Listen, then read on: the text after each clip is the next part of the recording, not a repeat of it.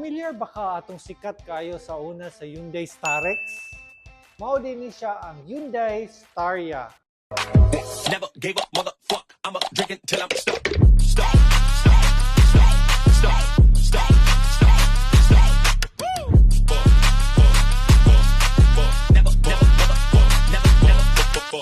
Ang pinakasikat sa una na Starex. Tara guys, atong lantawon ug unsay na sa Hyundai Staria.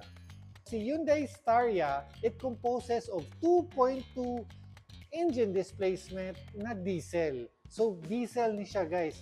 This is an 11-seater van. Okay? So guys, before that, ang iyang rims is 17-inch alloy wheels na siya guys. And good thing ani guys is it has a sliding doors from both sides. So ang nakatsada pa jud ani guys is sliding seats na siya guys.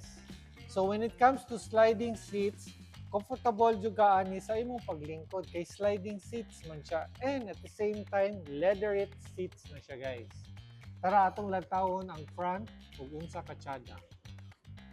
Wow guys, tsada kayo ang iyahang dashboard dire guys. So if this is automatic transmission na siya seats dire, pwede nimo ni siya mahimog handrest.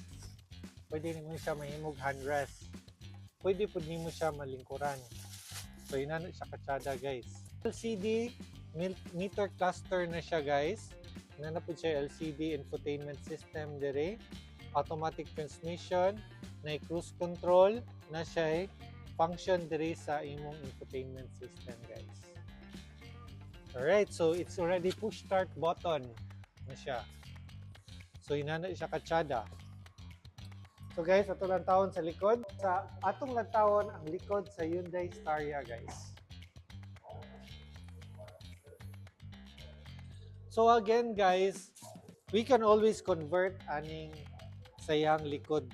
So again, as what I have mentioned earlier na ang Hyundai Staria, it has a sliding seats, meaning pwede ni siya ma-slide just like this one to make the luggage space much more bigger.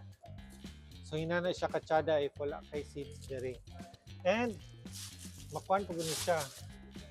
Okay. So hinana siya katsada guys. Looking at the front of the Hyundai Staria, nana siya LED light.